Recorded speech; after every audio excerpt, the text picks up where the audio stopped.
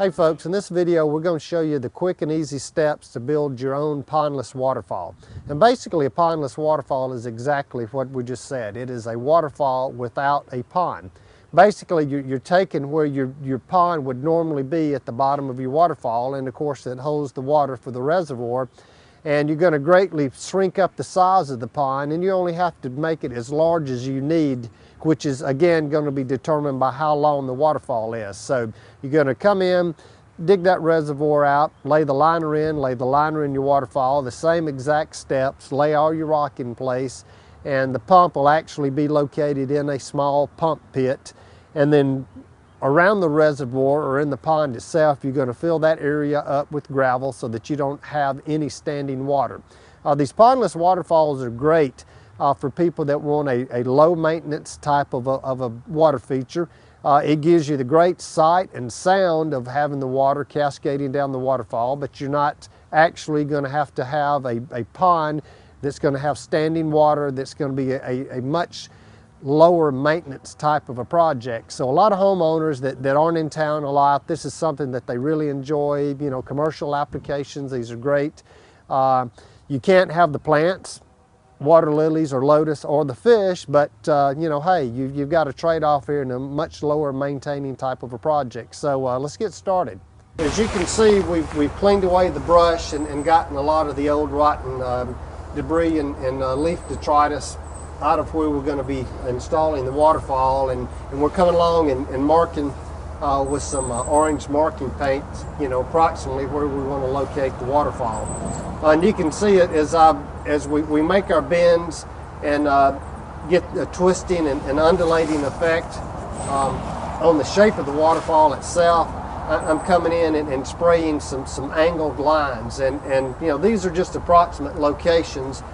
And as we start our excavation and get most of the excavation done, we'll come in and fine-tune these lines. I mean, they're by no means set in stone. It just gives us a good idea of where we want to make our waterfalls. So once we've got these lines laid out, we can begin excavation and dirt removal so that we can come in and get ready to do our liner and our little fall box installation.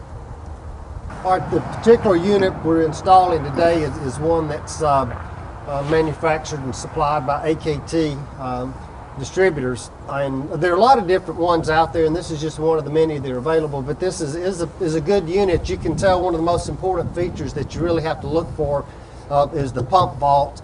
And this is an extremely heavy-duty pump vault, because you're going to really got to have a good strong structure, because once you put this in the lower pool, you're going to be filling gravel around this, so it's got to be strong enough to withhold the pressure of the gravel bearing on it. And this is a good size unit. You can see it's got a good feature where they've actually got some grooves constructed in the bottom of it, so that's going to allow for plenty of water flow to get to the pump. And you can see how the pump is actually going to sit on the bottom. So, you know, along with the 1.5-inch hosing, they've got a little backflow preventer, and we've also got our fall box.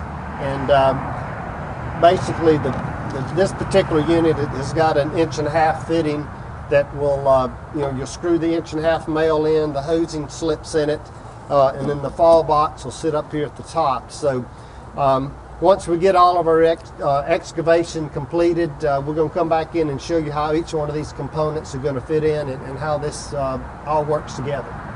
All right, as you can see, we've gotten a rough grade on the excavation done. And initially, what I've done is, this is the fall box that we're going to use, but as you can see, it's at a slight angle. And this is a real important factor that I really make sure that I put this in any feature, is that this origin or this fall box is turned at a slight angle. I never want this box turned so that it's going to be going directly toward the main focal point, which in this application is this large arched window. You know, the worst thing that you can do is let this thing be seen front on. I mean, it just gives you no artistic appeal or natural look to it at all. So what we always like to do is put a slight angle just like any waterfall. You want that slight angle that's an offset, and that's going to allow you to come back in and plant some kind of evergreen shrub or something that's going to overhang. And anybody that's looking at this feature from beyond, or as far as they know, this feature is actually beginning somewhere up at the top of the mountain. So this is a really important factor to always consider whenever you begin these, is get this at a slight angle so that the water comes out. It's not a straight on shot, and then let it turn and let this first drop be directly toward your main focal point. So that's what we've done here, and we've got this box in to show you how we actually had to come in, and in this instance actually build up a little behind this box because the lip, and we want to get a good 12-inch drop. We're going to come in and backfill it, and of course by the time we come in and build the stones around it, you'll never know this box is here. This is the first thing to consider, and you need to always set this box in so you can get a feel for how this installation is going to go. There's water in the brook running down to the stream. There's a bullfrog on the bank, baby, singing songs to me. There's fish down underneath that water, baby, saying, "Oh man, you'll never catch me." When water falling down from the sky up above makes everything green, makes my flowers fall in love. Saw a thorny Mr. Rosebush, baby, sidle up to Miss Foxy Glove. Water, oh, cool, clear water. Water running down the mighty Mississippi. Oh, water. You know there's some down there in Mobile. Water, baby, come on, give me a sip. Water in the river runs down to the bayou.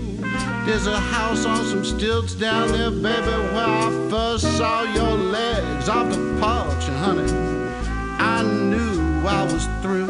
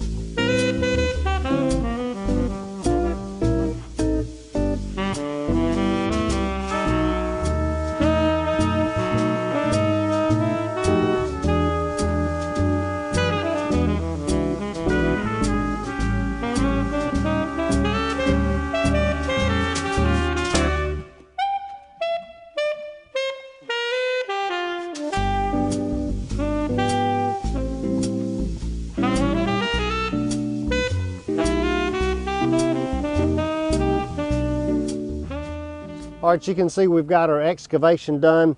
We really had to go deep. This is a 22-inch pump vault, so once we got the pond constructed, we had to go down an additional, probably 10 inches to get our pump vault in. Put our underlayment. We did a granular insecticide application on top of all this underlayment. That's really more of a prophylactic type treatment just to keep away the ants and potential termites, but we have a greater problem in our area with fire ants. So we put it down, but it's a good idea to keep a good eye on your waterfall and your water feature, that you don't get any any ants starting to come in and build mounds close to it. But basically we put that down, then we put our liner on top of it, and as we came down into our basin itself, you can see what I've done is the liner for the containment reservoir is lapped up the waterfall, and then our waterfall piece is going to come up and over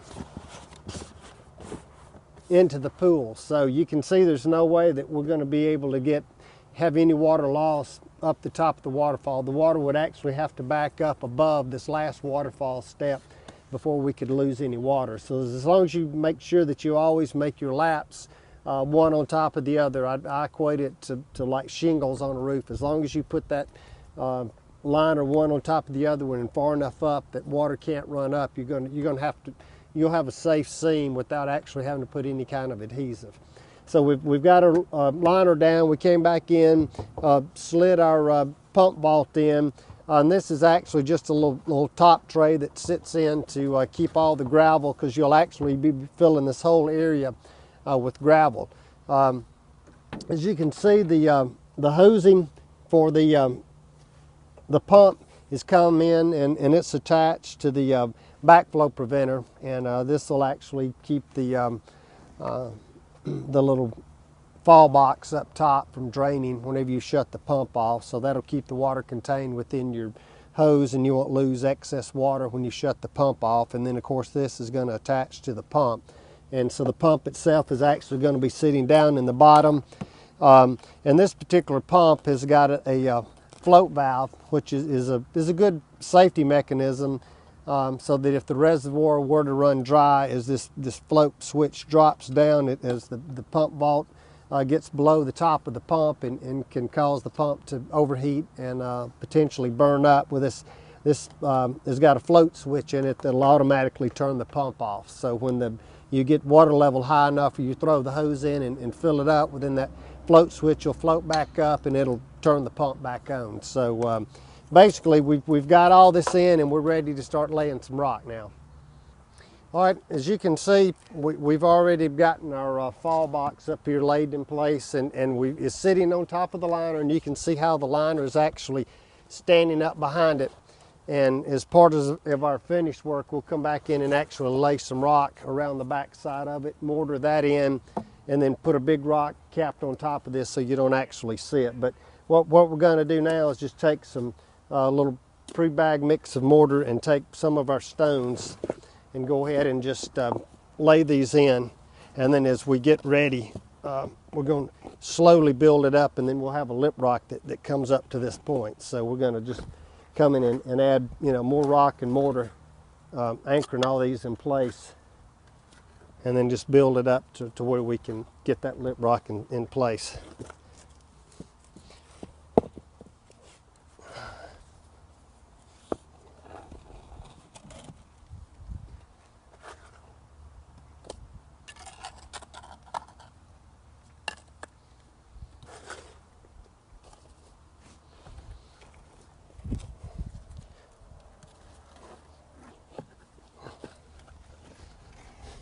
And always making a point, and see where I've got two rocks that are joining, just kind of standard masonry procedure. I always do what they'll call a running bond, which now I'll take another rock and actually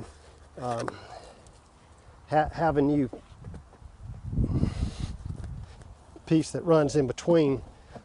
So now you can see I've got a much structurally stronger, because I've tied the two rocks in together with this bond of mortar between it. And I'll actually leave a lot of the mortar in place till it dries up, because if you try to scratch it off too soon, it stains your rock. So just go ahead and lay this in, kind of let this mortar dry up just a little bit before you really start trying to strike your joints. But once I get it up close to my lip rock, I'll come in and build a little bed of mortar under this lip, and then actually take some of these smaller thin pieces of stone and just lay them right up under it.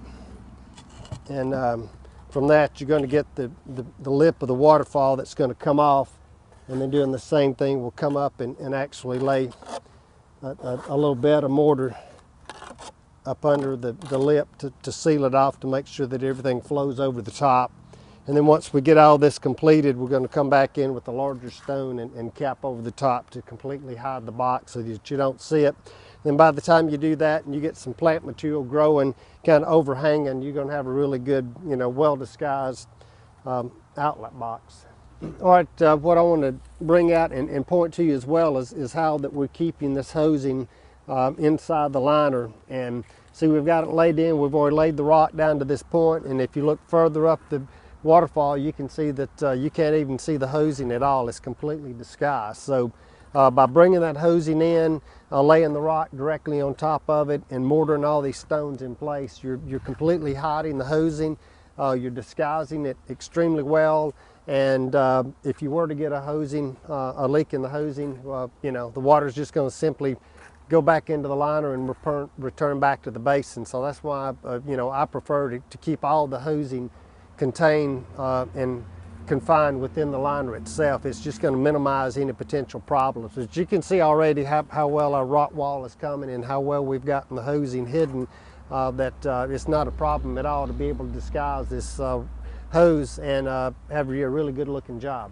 All right, you can see we've got it all up and we've left the pump pit uncovered because we're going to have to get back in here and disconnect a shorter piece of hose to the pump and pump the dirty water out, because as we wash this out, you're going to get a lot of muddy and dirt and trash that's going to get washed down into that pit. So we'll leave that access open so that we can get this gravel cleaned real well. And once we finish that, we can connect the hosing back up, put the pump cover back on, and put all the gravel and level it off. And we're going to come back up and actually lay a little run of rock on top of these, and then our lip rock, so that we'll have our final step into the pond. This front, when the patio and everything's finished, is actually going to be a independent, it's going to be freestanding retaining wall, which is really going to accent the waterfall even more. So next shot we should see on this thing will be a finished product, which is really going to look great.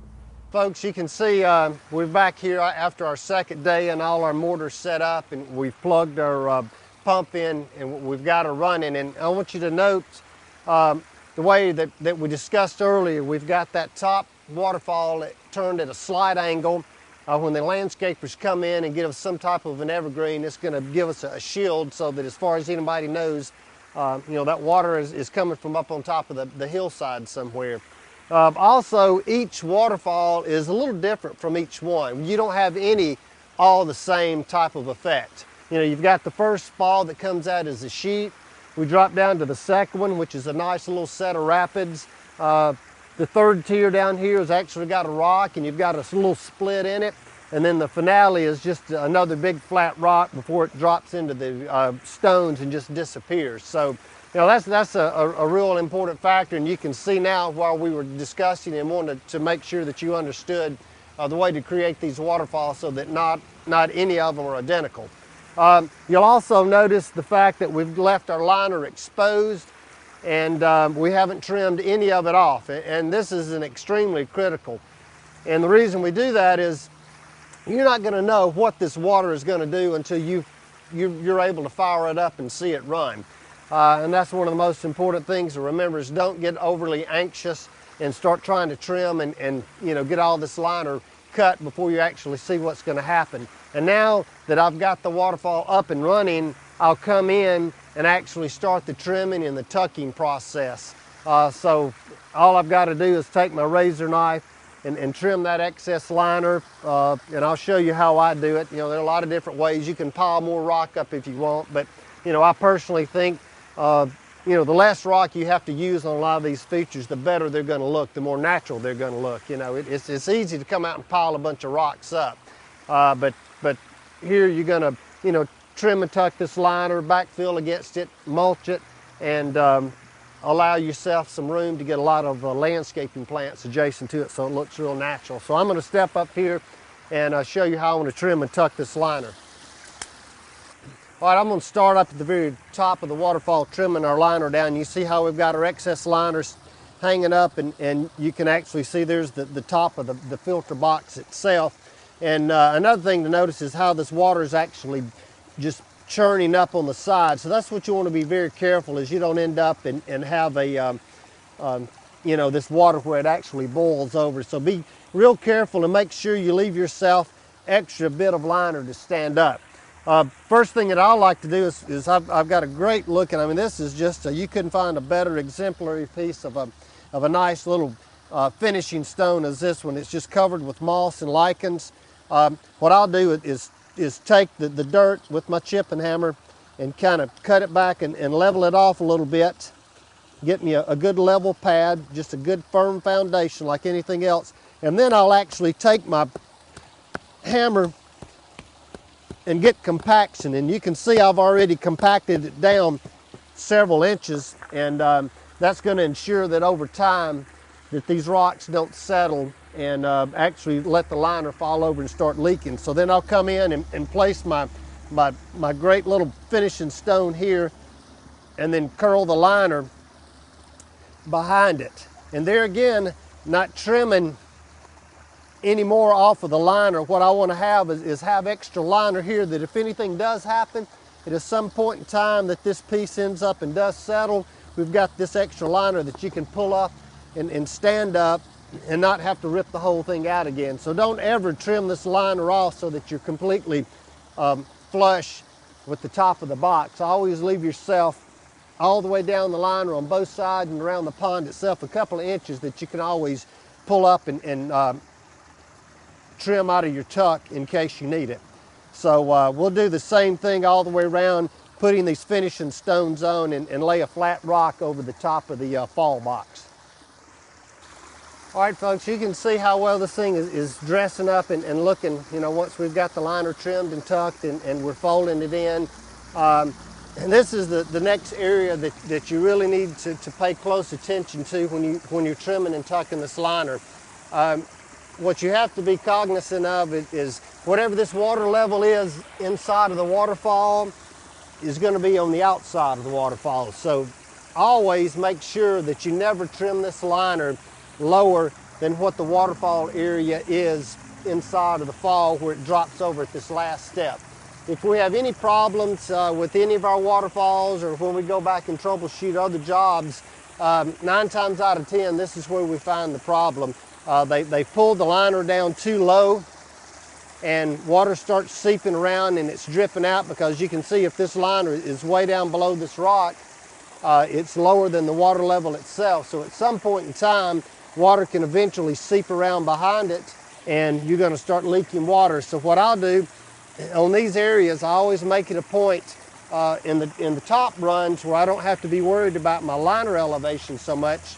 I'm not that concerned about it. But in here, I always make sure that I have a good sized rock that I can dig and set to match this waterfall elevation. So that's what I'm going to do now, is take this rock and just like our other ones, come in and cut out a level spot so that this rock again is going to be on a good level, firm foundation, and do some compaction on it, and then we're going to set this rock in place, because like I said, we want to make sure that this liner is standing up, and this is the most effective way to do it, is by placing a larger rock on the outside to sandwich the liner in place.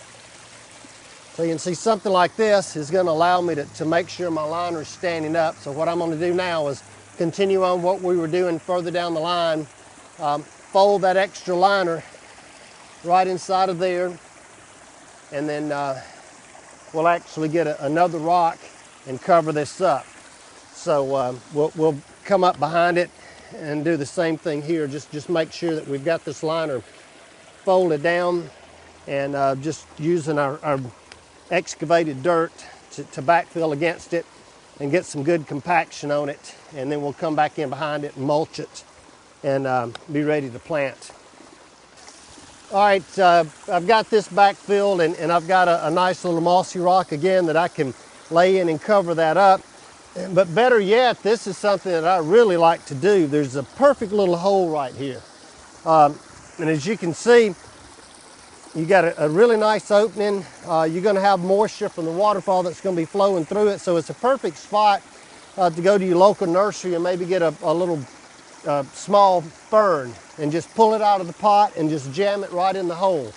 And that is a great effect on these waterfalls. Being able to come back in between any of these little nooks and crannies on the waterfall and plug in, either some aquatic plants or either some ferns, something that's a moisture-loving plant.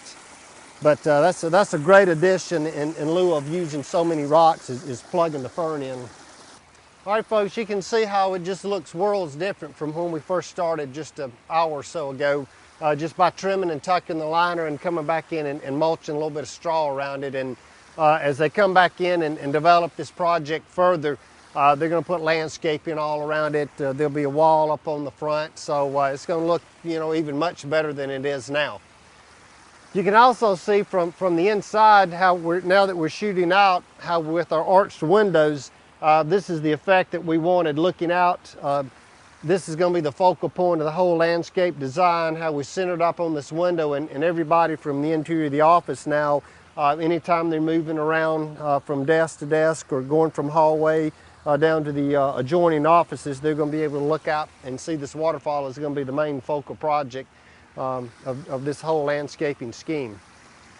Also, looking at the angle that you're seeing now from the spiral staircase coming down from the library second floor, you know, how well this thing works into the landscaping as well. You know, how that angled waterfall just kind of appears from the hillside, and once the landscaping is completed, you know, you're not going to really be able to tell if this waterfall starts at this point or if it's all the way up on the top of the mountain. So all in all, this really turned out to be a great project, and you know, I think if you follow these easy steps that we've outlined for you, you can see that it is something that you can do for yourself, and it's not really that big of a task at all.